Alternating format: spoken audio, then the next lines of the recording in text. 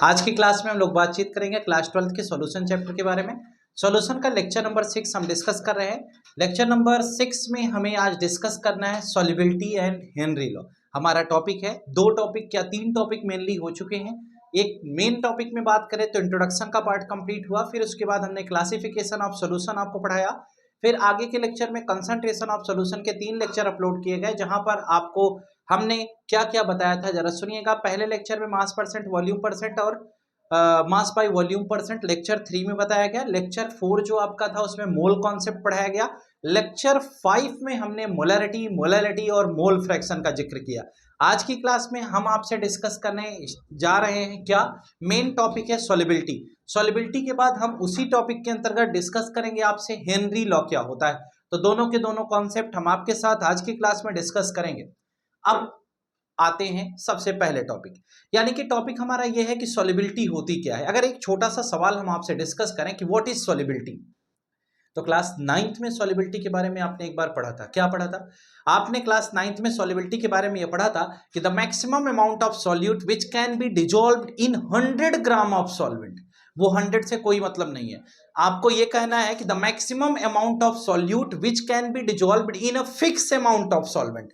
यानी आप एक फिक्स अमाउंट सॉल्वेंट लेते हैं, उसमें कितना मैक्सिमम सॉल्यूट आप डिजॉल्व कर सकते हैं, यही उसकी सॉल्युबिलिटी कहलाती है। यानी कि ओवरऑल हम ये कह सकते हैं कि कितना सॉल्वेंट में कितना सॉल्यूट डिजॉल्व करने की क्षमता है, यही सॉल्युबिलिटी कहलाती है। तो हम कहते हैं कि जो सॉल्वेंट हम लेंगे वो भी फिक्स अमाउंट में लेंगे, जो सॉल्यूट हम डिजॉल्व करेंगे वो भी फिक्स अमाउंट में डिजॉल्व करेंगे। तो मैक्सिमम कितना सॉल्यूट एक फिक्स अमाउंट सॉल्वेंट में आप डिजॉल्व कर रहे हैं, यही उसकी सॉल्युबिलिटी कहलाती है। तो ये सॉल्युबिलिटी का केस हम आगे डिस्कस करते हैं आपके साथ। आइए करते हैं आज की अपनी बात।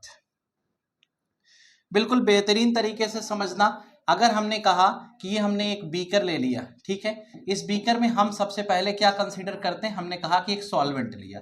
हम कहते हैं इस बीकर में अगर हम एक सॉल्वेंट लिए और हम इसमें एक सॉल्यूट मिलाएंगे, ठीक है, सॉल्वेंट और सॉल्यूट के बेसिस पर जब हम दोनों का सम करते हैं तो जो बनता है वो सॉल्यूशन होता है। अब ये बेटा सॉल्यूशन के बारे में बहुत डिटेल में चर्चाएं हमारी पिछले लेक्चर्स में हो चुकी हैं, लेकिन सवाल इसका है कि अगर आप किसी सॉल्यूट को मिला रहे हो तो वह डिजॉल्व होगा कि नहीं डिजॉल्व होगा, कितना डिजॉल्व होगा, क्यों डिजॉल्व होगा, किसमें डिजॉल्व होगा, क्या वॉल्यूम बढ़ेगा, क्या वॉल्यूम नहीं बढ़ेगा, क्यों नहीं बढ़ेगा, बढ़ेगा तो क्यों बढ़ेगा, वॉल्यूम घटेगा तो क्यों घटेगा, टेम्परेचर का रोल क्या है, प्रेशर का रोल क्या है। इस तरह के तमाम विषयों पर हमारी आपकी बातचीत होने वाली है। जैसे एक छोटा सा एग्जाम्पल जो हमारे सिलेबस में है, पहले हम क्लासिफिकेशन की बात कर लेते हैं। सॉल्युबिलिटी में तो हमने आपको पढ़ा दिया कि the maximum amount of solute which can be dissolve in a fix amount of solvent.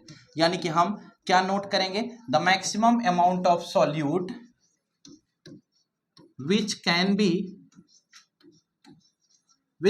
dissolved in a fixed amount of solvent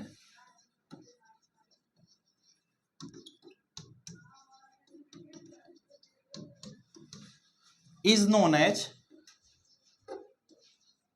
solubility।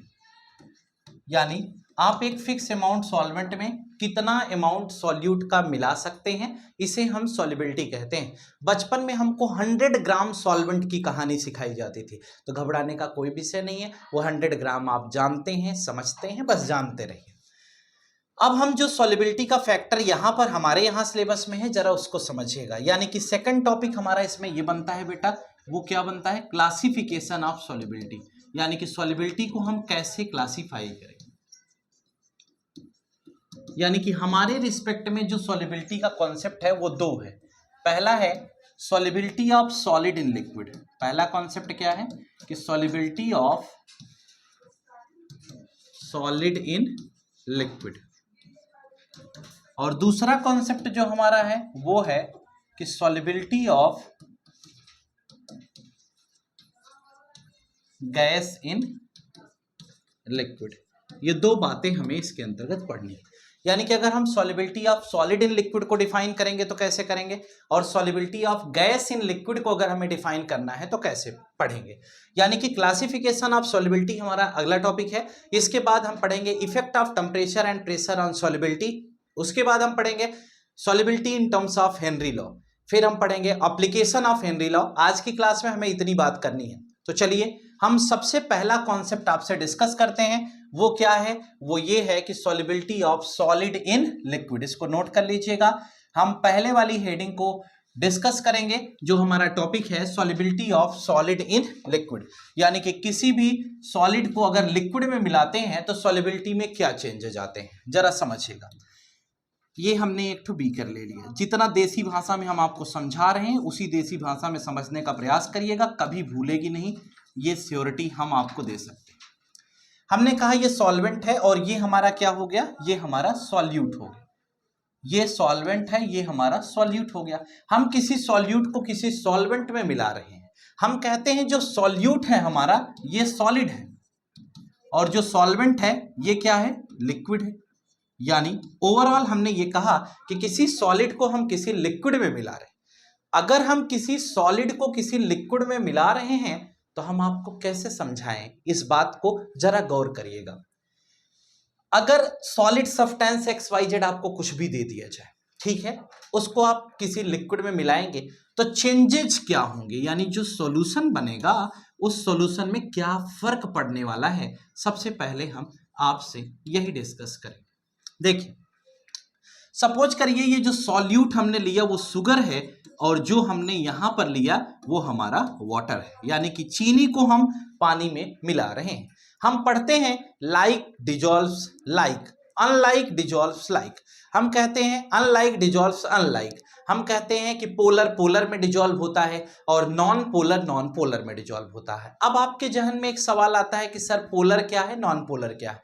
जैसे हम कहते हैं कि पानी पोलर है तो पोलर वाले जल्दी उसमें डिजॉल्व हो जाएंगे, नॉन पोलर की सॉल्युबिलिटी का कॉन्सेप्ट कम होता है या नहीं के बराबर होता है। लेकिन हमने कहा एक शुगर का हम ये सॉल्यूशन इसलिए आपको सिखा रहे हैं, इसलिए डिजॉल्व करके हम आपको बता रहे हैं क्योंकि शायद आपको ये बात अच्छे से समझ में आ जाए। और वैसे भी सॉल्युबिलिटी के लिए सबसे बड़ा फैक्टर होता है हाइड्रोजन बॉन्डिंग। अगर हाइड्रोजन बॉन्ड बनेगा तो सॉल्युबिलिटी होगी। लेकिन आपको अभी उन सभी फैक्टर्स पे नहीं जाना है, आपको ये जानना है कि जनरली जो हम शुगर सिरप घर पे बनाते हैं उसी शुगर सिरप की बात हम आपसे कर पा रहे हैं। तो जरा गौर करिएगा, अगर हमने ये कहा कि हम पानी ले लेते हैं एक बर्तन में, ठीक है, उसमें हम चीनी मिलाएंगे। एक छोटा सा कॉन्सेप्ट हम आपको हमेशा क्लास में भी बताते हैं, वो यहां पर भी बता रहा हूं, जरा सुनिएगा। अगर मान लो आपके घर मेहमान आ जाए, मेहमान आए और मेहमान ने आपसे डिमांड की ठंडा शरबत पीने की, यानी कि मम्मी ने आपको सजेस्ट किया कि जाओ पानी ले लो और फ्रिज से निकाल लो और बिल्कुल ठंडा शरबत बना के ले आओ, गर्मी बहुत पड़ रही है। अब इस एग्जाम्पल को आप जरा गौर करिएगा कि हम कितनी बात आपको समझाने जा रहे हैं। आप पहुंचे, फ्रिज से एक बोतल पानी निकाले, लोटा में या मग्गा में किसी चीज में डाल लिए, उसके बाद आप क्या करते हो, आप वहां से चीनी उठाए, चीनी को डाल लिए और उस ठंडे पानी में चीनी आप चम्मच से मिला रहे हैं। आप बहुत प्रयास कर रहे हैं कि चीनी पानी में मिल जाए, ठीक है, आपका प्रयास सफल है कि आप चाह रहे हैं कि आप पानी में चीनी को मिला दें, इसलिए आप चम्मच से चला रहे हैं। चम्मच से आप चला क्यों रहे हैं, इसका क्या लॉजिक है? अगर कोई क्वेश्चन ये पूछे कि चम्मच से आप क्यों चला रहे हैं, इसको आप कैसे समझाएंगे? चम्मच से हम इसलिए चला रहे हैं क्योंकि हम पानी, जो ठंडा पानी हम लिए हैं उसमें हम चीनी डिजॉल्व करना चाहते हैं, लेकिन रिजल्ट ऑब्टेन क्या हुआ कि लाख चम्मच से चलाने के बाद भी चीनी पानी में ना घुली, मेहमान चले गए और शरबत तैयार ना हो सका। अब मम्मी ने पूछा आपसे कि आपने किया क्या था, आपने कहा कि ठंडे पानी में चीनी मिलाकर डिजॉल्व करने का प्रयास भर किया था।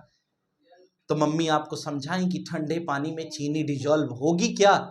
आपने कहा मुझे नहीं मालूम। इसका मतलब आपने सॉल्युबिलिटी सही तरीके से नहीं पढ़ी थी। एक्चुअल रीजन ये था कि जब आप चम्मच से चला रहे थे तो दो केस होते हैं, या तो पानी के पार्टिकल्स के बीच का स्पेस बढ़ेगा और दूसरा जो चीनी के पार्टिकल्स हैं उनकी साइज छोटी होगी, वो डिजॉल्व होने के लिए छोटी साइज होगी, उनके क्रिस्टल्स टूटेंगे। ये दो काम होता है। अब आपने इतना ज्यादा ठंडा पानी लिया कि पार्टिकल्स के बीच में स्पेस ही नहीं है, तो चीनी जाएगी कहां, है ना? तो ये दो कॉन्सेप्ट थे। अब जरा समझिए, अगले दिन आपने क्या दिमाग लगाया, फिर मेहमान आए। अब आपको पता है कि आप अब ठंडे पानी में चीनी नहीं मिलाएंगे, अगले दिन फिर मम्मी ने कहा कि जरा शरबत बना के ले आओ। आप गए, नॉर्मल वाटर लेते हो, उस नॉर्मल वाटर में आप थोड़ी सी चीनी डाल देते हो। थोड़ी चीनी डालने के बाद आप उसको मिलाना शुरू करते हो। ध्यान से सुनना, जब थोड़ी चीनी डाल करके आप उसको मिलाना शुरू करते हो, आपने ये सोचा था कि चीनी डालेंगे और मिलाएंगे तो जितना चीनी में, मतलब जैसे आपने एक बर्तन ले लिया, कोई आपको 1 गिलास शरबत बनाना था तो 1 गिलास पानी आपने ले लिया। अब उसमें आधी गिलास चीनी मान लो आपने डाल दिया, ठीक है। जब आपने आधी गिलास चीनी डाली तो हमने ये सोचकर आधी गिलास चीनी डाली थी कि इतना वॉल्यूम बढ़ जाएगा तो मेहमान को पिलाने के बाद इतना हम भी 1-2 घूंट पी लेंगे। यही सोचकर हमने आधी गिलास चीनी उसमें मिला दी थी। अब हुआ क्या, जब हम डिजोल्यूशन किए तो चीनी तो डिजॉल्व हो गई, घुल गई, एकदम ताजा तैयार हो गया शरबत भी। और ले गए हम मेहमान को, ग्लास पकड़ाए और ग्लास पकड़ा के हम मग्गे से मेहमान के ग्लास में भरने लगे। ध्यान से सुनना, बड़ी बात बता रहा हूं। जब भरना शुरू किए तो पता चला कि मेहमान का ग्लास फुल हो गया और हमारे मग्गे में कुछ भी सॉल्यूशन बचा नहीं। जो हम 1-2 घूंट पीने के प्लान में थे वो बचा नहीं। तो फिर हमारा माथा चकरा गया, हमें समझ में नहीं आया कि आखिर आधी गिलास चीनी तू गई कहां। जब तू वॉल्यूम को भी नहीं बढ़ाई तो सॉल्यूशन को वो कहां चली गई, वो सॉल्यूशन को कंसंट्रेटेड बनाने में चली गई। अब कहें कंसंट्रेटेड क्या है, कहें उस चीनी ने सॉल्यूशन को गाढ़ा बना दिया। कहें कैसे, कहें पार्टिकल्स के बीच में जो स्पेस था उसी में चीनी जाकर के बैठ गई, और जब वो उसी में चीनी जाकर के बैठ गई तो ऐसी केस में क्या हुआ, पार्टिकल्स का मूवमेंट अब कम हो गया, तो सॉल्यूशन कैसा हो गया, कंसंट्रेटेड हो गया। तो यानी कि चीनी कहां गई, पार्टिकल्स के, वाटर के पार्टिकल्स के बीच में जो स्पेस था उसमें चीनी जाकर के बैठ जाती है। और ऐसी केस में जो सॉल्यूशन बनता है, यानी जो शुगर सिरप बनता है, वो कंसंट्रेटेड हो जाता है। अगर वह कंसंट्रेटेड हो गया तो उसकी विस्कोसिटी क्या होगी, ज्यादा होगी, और फ्लूइडिटी क्या होगी, कम होगी। कहीं क्या होता है, विस्कोसिटी ज्यादा होने का मतलब कंसंट्रेटेड सॉल्यूशन के लेयर के बीच में विस्कस फोर्स ज्यादा होता है, जिसकी वजह से उसका मूवमेंट कम हो जाता है। तो हमने कहा उस सॉल्यूशन की विस्कोसिटी बढ़ गई और फ्लूइडिटी घट जाती है, सॉल्यूशन का कंसंट्रेशन बढ़ जाता है, वॉल्यूम में किसी प्रकार का कोई चेंज नहीं आता है। अगर ये बात मैं आपको समझा पाता हूं तो फिर हम आगे चलने का प्रयास करेंगे। लेकिन रेट ऑफ सॉल्युबिलिटी भी एक फैक्टर है इसी के अंदर, है ना। रेट ऑफ सॉल्युबिलिटी मतलब सॉल्युबिलिटी कितनी फास्ट हो रही या स्लो हो रही है, ये भी एक फैक्टर है। हमने कहा कि चम्मच से जोर से चलाएंगे तो डिजोल्यूशन जल्दी होगा, चीनी जल्दी घुलेगी, और हम ये कह सकते हैं कि शुगर सिरप जल्दी बनेगा। एक केस ये हो गई। अगर चीनी पीस करके मिलाएंगे तो भी शुगर सिरप जल्दी बनेगा, है ना। चीनी पीस कर मिलाएंगे, पार्टिकल छोटे होंगे, जल्दी से डिजॉल्व होंगे, शुगर सिरप जल्दी बनेगा, सॉल्युबिलिटी ज्यादा हो जाएगी, रेट ऑफ सॉल्युबिलिटी भी बढ़ जाएगी। दूसरा क्वेश्चन हो गया, हाँ सर ये भी बात सही है। अब लेकिन एक सवाल और था, हम तो सैचुरेटेड, अनसैचुरेटेड, सुपर सैचुरेटेड भी पढ़े हैं, वो भी मैं आपको समझा देता हूं। लेकिन उससे पहले जरा गौर करिएगा कि जब सॉल्यूशन बना तो हमने देखा कि वॉल्यूम में क्या हुआ, वॉल्यूम कांस्टेंट, यानी कि जो वॉल्यूम पहले था वही वॉल्यूम बाद में भी मिला, नो चेंज इन वॉल्यूम हो गया। लेकिन अगर हम कहते हैं कि सॉल्यूशन की कंसंट्रेशन क्या होगी, कंसंट्रेशन बढ़ जाएगी, है ना। सॉल्यूशन की विस्कोसिटी क्या होगी, उसकी विस्कोसिटी बेटा बढ़ जाएगी। सॉल्यूशन की फ्लूइडिटी क्या होगी, सॉल्यूशन के अंदर फ्लो करने की क्षमता होगी क्या, नहीं, कम हो जाएगी। सॉल्यूशन कंसंट्रेटेड हो गया, वॉल्यूम कांस्टेंट रहेगा, जितना मिलाया है उतना ही पाएंगे, यानी जो सॉल्वेंट का वॉल्यूम है वही आपको मिलेगा। ऐसा नहीं कि वॉल्यूम घट जाएगा। 100 अगर आपने 100 ml पानी लिया तो 100 ml ही रहेगा। ऐसा नहीं है कि जो चीनी अगर आपने 10 ग्राम डाली थी तो उसकी वजह से वॉल्यूम बढ़ जाएगा, नहीं, उसकी वजह से वॉल्यूम में इंक्रीमेंट नहीं है, क्योंकि चीनी कहाँ चलेगी, पानी के पार्टिकल्स के बीच में चली जाती है। तो इस वजह से वॉल्यूम में किसी प्रकार का कोई इंक्रीमेंट नहीं आया। लेकिन अब दूसरा एग्जाम्पल बड़ा प्यारा सा इसमें फिर आ गया। हमने कहा कि अगर हम चीनी को पानी में मिला रहे थे, शुगर सिरप बना रहे थे, एक दूसरी केस हम आपको समझा रहे थे, जरा गौर करके सुनिएगा। हमने कहा चीनी को पानी में मिलाना शुरू किया, चीनी को पानी में मिलाते गए मिलाते गए मिलाते गए, डिजोल्यूशन हमने स्टार्ट कर दिया। हम उसको मिलाते जा रहे हैं, मिलाते जा रहे हैं, मिलाते जा रहे हैं, मिलाते जा रहे हैं। एक समय के बाद चीनी का मिलना पानी में बंद हो गया। एक केस है, एक समय के बाद पानी ने हाथ खड़े कर दिए और पानी ने साफ शब्दों में कहा कि ऐ चीनी, अब हमारे पास तुम्हारे लिए जगह नहीं है। सिंपल सी कहानी समझाऊं तो पानी ने कहा कि चीनी, अब हमारे दिल में तुम्हारे लिए जगह नहीं।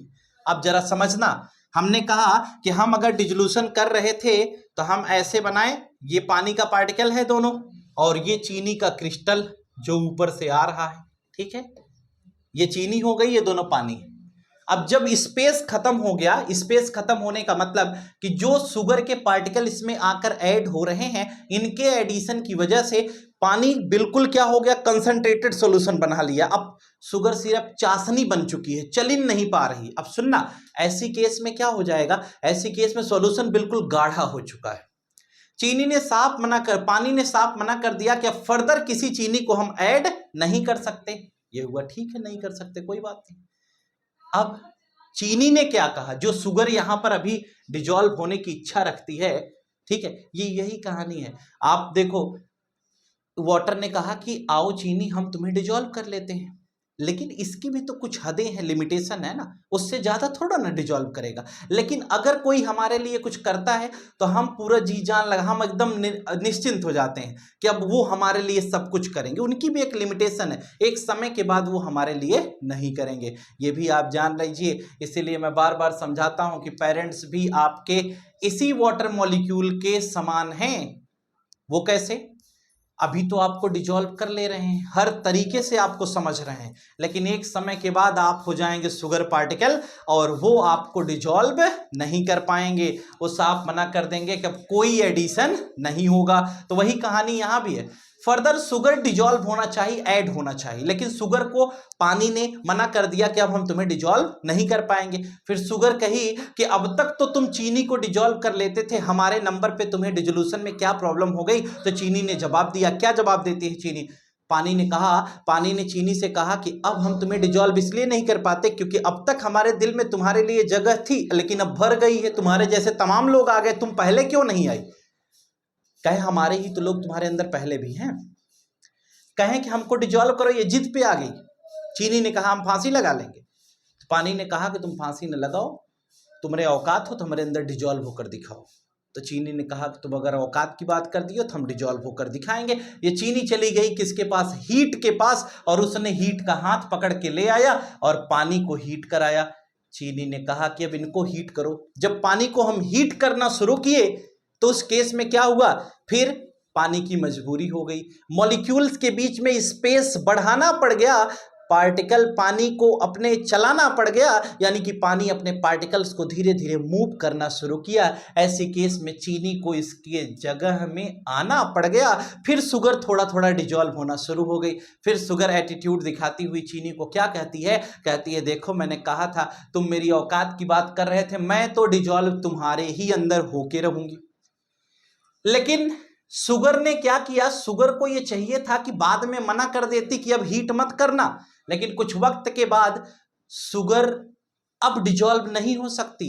क्यों, क्योंकि अब कोई स्पेस नहीं है, लेकिन हीट किए जा रहे हैं हम सॉल्यूशन को। तो ऐसी सिचुएशन में क्या होगा, पानी कहता है लो तुम ही रहो, हम तुम्हारे साथ रह नहीं सकते, हम तुम्हें छोड़कर जा रहे हैं। ऐसी केस में वह पानी ने अपना बताया कि हम अपनी बॉइलिंग पॉइंट 100 डिग्री सेल्सियस बता रहे हैं, नीचे से हम 100 से ज़्यादा हीट पा रहे हैं, इसलिए हे चीनी हम तुम्हें इस सॉल्यूशन में अकेले छोड़कर जा रहे हैं। तो चीनी ने कहा ठीक है चले जाओ। अब पानी इसमें से क्या होता है, पानी 100 डिग्री सेल्सियस पाता है, अब इसके अंदर मूवमेंट का, मॉलिक्यूल्स को इधर उधर खिसकाने का कोई ऑप्शन नहीं है, और ऐसी सिचुएशन में ये पार्टिकल क्या होता है, वह उस शुगर सिरप को छोड़ करके जाने लगता है, अब बुलबुला धीरे धीरे बनवाने लगता है। और ऐसी केस में आप देखिए पानी धीरे धीरे वेपर्स में कन्वर्ट होने लगता है, तब हम कहते हैं अब मिठाई सूख रही है, बस बनने की कगार में है। और जब पूरा का पूरा पानी वेपर्स में कन्वर्ट हो जाता है तो अंततः हम कहते हैं बस करो, अब इसको फैला दो, मिठाई तैयार हो गई है, फिर कट करके बर्फी बाजार में बेच दी जाती है। यही तो सॉल्युबिलिटी का फैक्टर है, कोई दूसरी बात थोड़ा ना बताया। पानी को एक्सेस हीट करके जिसने जिसके लिए काम किया उसने उसी को निपटा दिया। ये केमिस्ट्री में हो रहा है तो दैनिक जीवन में होना तो नॉर्मल सी बात है। आप सोचिए, पानी चीनी को डिजॉल्व किया, अपने घर में चीनी को जगह दिया कि तुम आओ रहो, तुम हमारे साथ रहो, हम तुम्हारा सपोर्ट करें। बाद में चीनी ने पानी को साफ कहा कि मेरी बॉइलिंग पॉइंट बहुत हाई है, मैं एक क्रिस्टलाइन सॉलिड के अंतर्गत आती हूं, तुम तो लिक्विड हो, मैं सॉलिड हूं, मेरा वेपर्स नहीं बनेगा, मुझे हीट करने के लिए इन्हें बहुत ज्यादा टेम्परेचर देना पड़ेगा, मैं मेल्ट इतनी आसानी से नहीं होती, इसलिए अगर तुम इतना टेम्परेचर सह सकते हो तो ठीक है, अदरवाइज तुम अब चले जाओ। तो फिर वाटर्स क्या होता है, वाटर वेपर्स में कन्वर्ट हो जाता है। ये पूरी प्रक्रिया है मिठाई बनाने की। यानी आपने देखा कि टेम्परेचर का कितना बड़ा रोल है सॉल्युबिलिटी में। यानी कि टेम्परेचर जो चाहे वो करा सकता है, टेम्परेचर चाहे तो किसी को भी डिजोल्व कर सकता है ना। टेम्परेचर एक समय पर डिजोल्व तो किया चीनी को, फिर किसी दिन एक हलवाई बड़ा दिमागदार था, उसने सॉल्युबिलिटी नहीं पढ़ी सही से।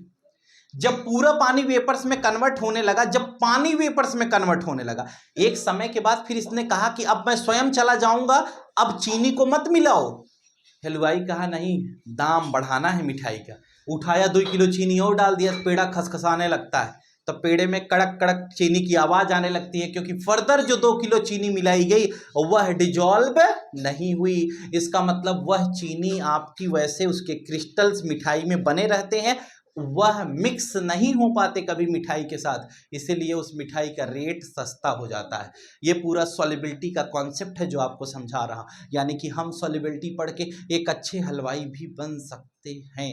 ये भी कॉन्सेप्ट है, अगर पढ़े रहोगे तो कर सकते हो, नहीं पढ़े रहोगे तो कोई बात नहीं। और पढ़ाई गाली थोड़ा ना देती है, मैं तो बार बार समझाता हूँ, आप पढ़ के तो देखिए।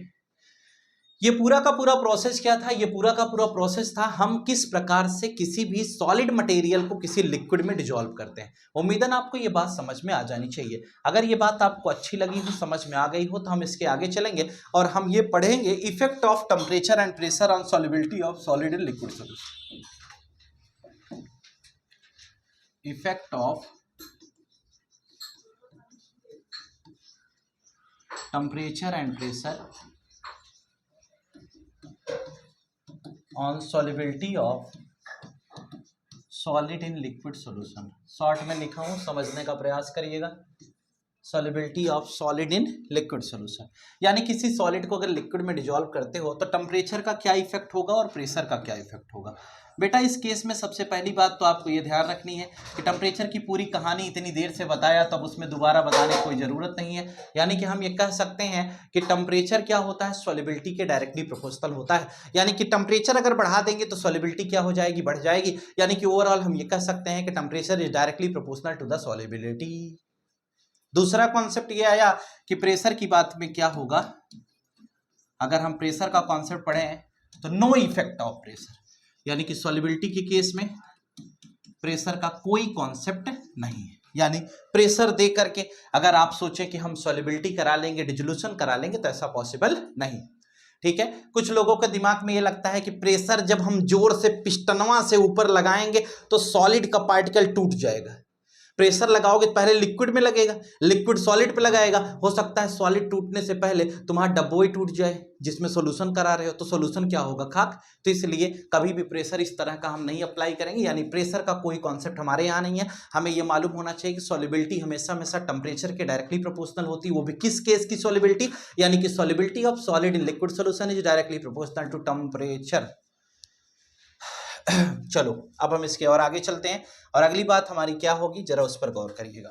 यानी इसके बाद सेकंड टॉपिक हमारा, सेकंड टॉपिक ये है कि अगर हम solubility of gas in liquid पढ़ते हैं, यानी अगर हम कहते हैं कि हमें गैस इन लिक्विड सॉल्यूशन दे दिया जाए तो उस गैस इन लिक्विड सॉल्यूशन को हम कैसे जज करेंगे, कैसे समझेंगे, जरा गौर करें। यानी कि अगर हम कहते हैं solubility of gas in liquid की बात करें, यानी किसी गैस को किसी लिक्विड में डिजोल्व किया जाए तो क्या चक्कर होगा, जरा गौर करिएगा।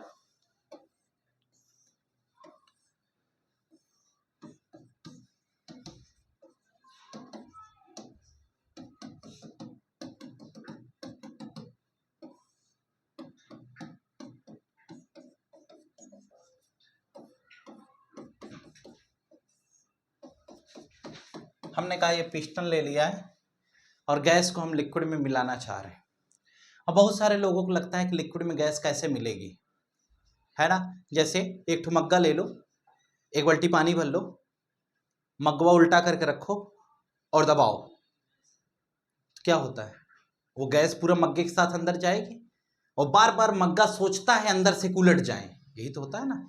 मग्गा बार बार प्रयास करता है कि अंदर जाने के बाद भी मग्गा आपके कंट्रोल में नहीं होता। जब तक आप प्रेशर लगाए रहेंगे तब तक मग्गा आपका है, अदरवाइज मग्गा उलट के ऊपर आ जाता है और उसमें बुलबुला बनता है, गैस बाहर आ जाती है। इसका मतलब कि गैस ऐसे अगर आप सोचो कि हम डिजॉल्व कर लें तो हम डिजॉल्व नहीं कर पाते हैं। यानी कि गैस के लिए हमें पिस्टन लगाना पड़ेगा, प्रेशर देना पड़ेगा, और प्रेशर दे करके पहले गैस को कंडेंस करना पड़ेगा, यानी कि पार्टिकल्स की क्लोजनेस बढ़ानी पड़ेगी। जब पार्टिकल्स की क्लोजनेस बढ़ाएंगे तब जाकर के गैस किसी लिक्विड में डिजॉल्व हो पाएगी। या और दूसरी चीज, यह इस पर भी डिपेंड करता है कि कोई गैस किसी लिक्विड में तब डिजॉल्व होगी जब लिक्विड का कंसंट्रेशन क्या है। अगर कोई लिक्विड बहुत गाढ़ा है तो उसमें गैस के डिजॉल्व करने की बात हम नहीं कर पाते। कहें क्यों? तो क्यों का मतलब क्या हुआ कि आप कोई मतलब कि आप कोई एक गाढ़ा सॉल्यूशन ले लो, ठीक है, उसमें आप स्ट्रॉ यूज करते हैं ना आजकल, पहले पाइप से मरीज को पानी पिलाया जाता था, आज लोग वैसे ही पीते हैं, मुंह का यूज बंद हो गया। तो स्ट्रॉ का जो पाइप यूज करते हैं उस पाइप से उसमें जरा फूंक के देखिए, फूंकेंगे तो लगे कलेजा बाहर आ जाएगा। इसका मीनिंग क्या हुआ? अगर कंसंट्रेटेड सॉल्यूशन होता है तो आप उसमें फूंक भी तो नहीं पा रहे हैं क्योंकि पार्टिकल्स की क्लोजनेस बहुत ज्यादा है। और जब आप फूंकते भी हैं तो अगर फूंक दिए तो वो धीरे धीरे वह गैस बाहर निकलती है, एकाएक तो गैस निकलती नहीं। लेकिन अगर पानी में फूंकिए तो बुलबुला बहुत तेजी से बनता है। क्यों? क्योंकि पानी में कंसंट्रेशन कम है। तो यानी कि हम ये कह सकते हैं कि उस लिक्विड की कंसंट्रेशन क्या है इस पर भी डिपेंड करता है कि जिस गैस को आप डिजॉल्व कर रहे हैं वो डिजॉल्व होगी कि नहीं होगी, ये बात हमें समझनी होगी। और वैसे भी जो पिस्टन का मेन रोल होता है, वो पिस्टन का मेन रोल ये होता है कि पिस्टन से दबा करके हम गैसियस पार्टिकल्स को क्लोज ले आते हैं, क्लोज ले आकर के हम उसे लिक्विफाई करते हैं। लिक्विफाई करने के बाद हम उस लिक्विड में मिलाते हैं, तब जाकर सॉल्यूशन बनता है। लेकिन एक छोटा सा सवाल हमारे जहन में ये उठता है कि अगर किसी गैस पर प्रेशर लगाया तो प्रेशर लगाने से वह लिक्विफाई तो हो गई, क्या गैस अपनी प्रॉपर्टी भूल जाएगी? क्या बोलो, क्या गैस प्रॉपर्टी भूलेगी? नहीं, गैस प्रॉपर्टी नहीं भूल सकती। जैसे एक तो चोर को या एक मर्डर करने वाले आदमी को या एक भ्रष्टाचारी को जेल में बंद कर दो, बंद करके छोड़ दोगे तो क्या भ्रष्टाचार करना भूल जाएगा? क्या जेल में रहने पर क्या उसने क्या सुधार कर लिया? कुछ सुधार नहीं किया। क्या वो अपनी काइनेटिक एनर्जी थोड़ा ना भूल जाएगा? लेकिन लोग सोचते हैं कि हम इनको 5 साल जेल में बंद करके छोड़ेंगे तो ये अच्छे हो जाएंगे। यार, जब काइनेटिक एनर्जी इस पार्टिकल की अच्छी नहीं हुई तो आदमी कैसे अच्छा हो जाएगा? सिंपल सी चीज है, केमिस्ट्री का रोल आप अपनाइए। यानी कि आप अगर किसी को सोचते हैं कि जेल में बंद कर दिया 2 महीने के लिए, 5 महीने के लिए, तो मर्डर करना छोड़ देगा, ऐसा थोड़ा ना हो सकता है। ऐसा क्यों नहीं हो सकता? क्योंकि उनको पढ़ाइए गैस की प्रॉपर्टी, जो जेल में बंद करते हैं। अगर उनको गैस की प्रॉपर्टी पढ़ा दो तो उनकी खोपड़ी खुल जाए और जेल में लोगों को बंद करना छोड़ करके सुधार गृह का कोई दूसरा बंदोबस्त करेंगे। क्यों? क्योंकि जब गैस को हमने प्रेशर दे करके किसी कंटेनर में भरा और जब पिस्टन हटाते हैं तो गैस बाहर निकल जाती है, और गैस का मूवमेंट उसी तरह होता है, उसकी काइनेटिक एनर्जी उसी तरह से होती है। तो चोर को सलाखों के पीछे रखने पर क्या वह अपनी प्रॉपर्टी भूलेगा? क्या वो ये भूल जाएगा चोरी नहीं करना? ऐसा कुछ नहीं होता। उनको सिखाना पड़ेगा गैस की प्रॉपर्टी क्या होती है। केमिस्ट्री पढ़ ले तो सब सुधर सकता है। तो देखिए, गैस इस तरह से वर्क करती है, यानी प्रेशर देकर हम पार्टिकल्स की क्लोजनेस बढ़ाएंगे, उसको कंडेंस करेंगे, उसको लिक्विफाई करेंगे, लिक्विड स्टेट में ले आने के बाद तब जाकर हम उसे लिक्विड में मिलाते हैं। इसका मतलब हम ये कह सकते हैं कि अगर किसी गैस को किसी लिक्विड में मिलाना है तो 2 फैक्टर, यानी कि अगर हम इसमें फैक्टर्स अफेक्टिंग की बात करें, या फिर अगर हम कहते हैं कि जो सॉल्यूशन बनेगा उसका क्या हल होगा। अब जो सॉल्यूशन बनेगा, पहली चीज तो उसका वॉल्यूम क्या हो जाएगा? डिक्रीज हो जाएगा। वॉल्यूम जाहिर सी बात है डिक्रीज हो जाएगा, क्योंकि गैस को आपने लिक्विड में मिलाया तो वॉल्यूम घटेगा। दूसरी बात, अगर कोई कहता है वॉल्यूम घट जाएगा, एक फैक्टर तो ये परफेक्ट है, इसे आपको ध्यान रखना है, लेकिन वॉल्यूम तभी तक घटे रहेगा जब तक आप उस पर प्रेशर अप्लाई करके रखेंगे। प्रेशर को हटाते ही कोई अपनी प्रॉपर्टी भूलता नहीं है, तो प्रेशर को जैसे ही हटाएंगे वैसे ही गैस क्या होगी? बाहर निकल जाएगी। तो गैस और लिक्विड को जब हम डिजॉल्व करते हैं तो उसके डिसोल्यूशन का कुछ ये फैक्टर होता है। और अगर किसी ने पूछ लिया फैक्टर्स अफेक्टिंग, तो क्या होगा? Factors affecting the solubility of gas in liquid, हम कहते हैं कि टेम्परेचर क्या होता है? सॉल्युबिलिटी। इस केस की सॉल्युबिलिटी के इनवर्सली प्रोपोर्शनल होता है, यानी कि अगर आप सॉल्युबिलिटी बढ़ा देंगे तो टेम्परेचर क्या हो जाएगा? यानी कि अगर टेम्परेचर आप बढ़ाते हैं तो सॉल्युबिलिटी पर क्या फर्क पड़ेगा? टेम्परेचर बढ़ाने से सॉल्युबिलिटी क्या हो जाएगी? घट जाएगी। और दूसरी केस हम ये करते हैं कि अगर हम प्रेशर की बात करें तो प्रेशर बढ़ाओगे तो सॉल्युबिलिटी क्या हो जाएगी? बढ़ जाएगी। यानी यहां पर प्रेशर सॉल्युबिलिटी के डायरेक्टली प्रोपोर्शनल है। जितना प्रेशर लगाओगे उतना तेजी से वो डिजॉल्व होगा। लेकिन अगर हीट कर दोगे तो पिस्टन मिस्टन तोड़ करके बाहर चला जाएगा। जैसे एक एग्जांपल के तौर पर समझिए, ठंडियों के दिनों में अगर आपको मालूम हो तो जब सिलेंडर हमारे यहाँ किसी प्रोग्राम में यूज होता है खाना पीना बनाने में, तो नीचे गर्म पानी करते हैं और उस गर्म पानी में एक टैंक में, टब में, भगोना में गर्म पानी करके उसमें सिलेंडर रखा जाता है। क्यों? क्योंकि ठंडियों के दिनों में गैसियस पार्टिकल्स की काइनेटिक एनर्जी कम हो जाती है, क्योंकि टेम्परेचर कम है, तो पार्टिकल्स एक दूसरे के क्लोज आ जाते हैं। और ऐसी सिचुएशन में जो नोजल है जहां से हम उसको ओपन करते हैं वहां से गैस प्रेशर के साथ बाहर नहीं आती। इसलिए जब हम उसे गर्म पानी में रखते हैं तो गर्म पानी में रखने की वजह से गैस की काइनेटिक एनर्जी क्या हो जाती है? बढ़ जाती है। और गैस की काइनेटिक एनर्जी बढ़ती है तो नोजल पर प्रेशर लगाता है, और प्रेशर लगाता है तो बाहर आ जा सकता है। दूसरा एग्जाम्पल, नया सिलेंडर अगर आप कभी भी घर में ले आते हैं तो नया सिलेंडर जब भी आप घर में ले आते हैं तो उस समय सिलेंडर के अंदर कंसंट्रेशन ऑफ गैस ज्यादा होता है। यानी कि आप कह सकते हैं कि सिलेंडर पूरा फिल होता है, और ऐसी केस में जैसे ही आप रेगुलेटर को ऑन करते हैं तो जब गैस जलती है तो बहुत प्रेशर से गैस जलती है, क्योंकि वहां पर कंसंट्रेशन ज्यादा है, नंबर ऑफ पार्टिकल्स गैस के ज्यादा हैं। और ऐसी केस में जो नंबर ऑफ पार्टिकल नोजल पर प्रेशर ज्यादा लगाते हैं, जिसकी वजह से रेगुलेटर बहुत टाइट ऑन होता है। ये भी बात आपको ध्यान रखनी है। और टाइट ऑन होने के साथ गैस बहुत प्रेशर से बाहर निकलती है, ये भी बात आपको ध्यान रखनी है। तो ये पूरा का पूरा केवल कंसंट्रेशन का फैक्टर है बेटा, सब यही सॉल्युबिलिटी की ही देन है और कोई दूसरा चीज नहीं है। और आपने सुना होगा आपके घरों में गैस जब भी सिलेंडर सप्लाई होता है, जो लोग पहुंचाने ले आते हैं, आप कहते हैं, आप चेक करते हैं 14 किलो है, 19 किलो, तो दूसरा सिलेंडर होता है 14 kg का है कि नहीं है, आप मेजर करते हो, है ना। 15 किलो आपके सिलेंडर का मास होता है, 14 किलो गैस भरी गई है, तो आप टोटल 29 किलो 200 ग्राम आप मेजर करते हो। जो मेजरमेंट आप करते हो वो किसका है? वो गैस के मास का मेजरमेंट आप करते हो। अगर वो लिक्विफाइड गैस है ना, लिक्विफाइड पेट्रोलियम गैस होती है, कौन सी गैस पाई जाती है उसमें? ब्यूटेन, C4H10, मिथाइल मर्कप्टेन एडिशन होता है उसका स्मेल को डिटेक्ट करने के लिए, गैस के लीकेज के लिए हम उसमें मिथाइल मर्कप्टेन मिलाते हैं। और जब उस सिलेंडर को आप घर में लेकर आते हो तो आप जब उसे ऑन करते हो तो शुरुआती दौर में उसका प्रेशर ज्यादा होता है, लेकिन जो सप्लायर होते हैं वो गैस को निकाल करके उसमें वाटर भी मिक्स कर देते हैं। तो जब गैस को निकाल करके उसमें वाटर मिक्स करते हैं तो liquid in gas solution, class 12 पहला चैप्टर सॉल्यूशन का second topic classification of solution में गैसियस सॉल्यूशन के सेकंड पार्ट में पढ़ाया था, लिक्विड इन गैस सॉल्यूशन, यानी किसी गैस में हम लिक्विड मिलाते हैं तो सब कुछ पॉसिबल है। इसीलिए तो हमें जो बर्निंग होती है, तो जब हमें फ्लेम मिलता है, तो जब ब्लू फ्लेम मिलता है तो हम समझते हैं सही चल रहा है, माल बिल्कुल परफेक्ट है। और जैसे ही येलो फ्लेम देता है तो वैसे ही समझ जाते हैं कि इसका मतलब इनकम्प्लीट कंबसन की कहानी है। तो ब्लू फ्लेम हमेशा कंप्लीट कंबसन को डिनोट करता है, और जो येलो फ्लेम होता है वह इनकम्प्लीट कंबसन को शो करता है।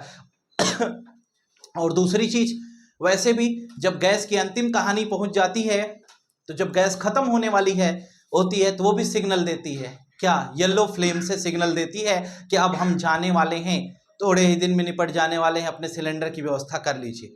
उस समय अगर आपके यहाँ सॉल्युबिलिटी का कॉन्सेप्ट पढ़े लिखे नहीं होंगे लोग, तो फिर तो सिग्नल समझ नहीं पाएंगे। और जब खत्म हो जाएगी रात को 10 बजे, तब क्या होगा? तब वही सोचते हैं कि कुछ इंतजाम किया जाए, तो मंगनी मांगते हैं दूसरे की, भाई हमका खाना बना के दे। तो ये सब लफड़ा ना हो अगर सॉल्युबिलिटी पढ़े रहे तो। अब सॉल्युबिलिटी के रिस्पेक्ट में एक बहुत बड़ा कॉन्सेप्ट आया, हेनरी के द्वारा दिया गया। ठीक है सर, हेनरी ने क्या बताया? सबसे पहले हम इसकी बात करते हैं। हेनरी ने एक लॉ दिया, किसके रिस्पेक्ट में? सॉल्युबिलिटी के रिस्पेक्ट में। उन्होंने ये कहा कि अगर गैस की सॉल्युबिलिटी का कॉन्सेप्ट हम कंसीडर करते हैं तो वो हमेशा उसके प्रेशर पर डिपेंड करता है। कोई भी गैस किसी लिक्विड में कितना डिजॉल्व होगी, यह इस बात पर डिपेंड करता है कि वह गैस उस लिक्विड पर कितना प्रेशर एक्सर्ट कर रही है। यानी फिर से सुनना, हम ये कहते हैं कि अगर ये गैस है, ठीक है, हेनरी ने क्या बताया? ये गैस है, इस गैस पर पिस्टन ने प्रेशर लगाया। ध्यान से सुनना, हेनरी लॉ की बात हम कर रहे हैं, लिख देता हूं बोर्ड पर। इसमें क्या हुआ कि गैस ने पिस्टन पर हम प्रेशर लगा रहे हैं एक्सटर्नल, पिस्टन ने गैस पर प्रेशर लगाया, है ना, और गैस इस लिक्विड पर प्रेशर लगाएगी। अगर लिक्विड बहुत कंसंट्रेटेड होगा तो गैस लिक्विड में जा नहीं पाएगी, और लिक्विड अगर कंसंट्रेटेड होगा तो गैस लिक्विड में नहीं जाएगी, तो प्रेशर की वजह से गैस कंडेंस होगी, लिक्विफाई होगी, फिर लिक्विड में मिलेगी, है ना। लेकिन हेनरी क्या कहते हैं, हेनरी ने बड़ा प्यारी सी बात बताई। उन्होंने कहा कि जिस गैस को आप डिजॉल्व करना चाहते हो जिस लिक्विड में, वह गैस उस लिक्विड में कितना डिजॉल्व होगी यह इस बात पर डिपेंड करता है कि वह गैस इस लिक्विड पर कितना प्रेशर एक्सर्ट कर रही है। यानी कि गैस इस लिक्विड पर जितना प्रेशर एक्सर्ट करेगी वही उसकी सॉल्युबिलिटी होगी। अगर इसके द्वारा प्रेशर ज्यादा लगाया जा रहा है तो सॉल्युबिलिटी मैक्सिमम होगी, अगर प्रेशर कम लगाया जा रहा है तो सॉल्युबिलिटी मिनिमम होगी। यानी हम ये कह सकते हैं कि गैस इस लिक्विड पर कितना प्रेशर लगा रही है यह डिसाइड करता है कि उस केस में उसकी सॉल्युबिलिटी क्या होगी। उम्मीद है ये बात आपको समझ में आ जानी चाहिए। अगर आ गई हो तो आगे चलें।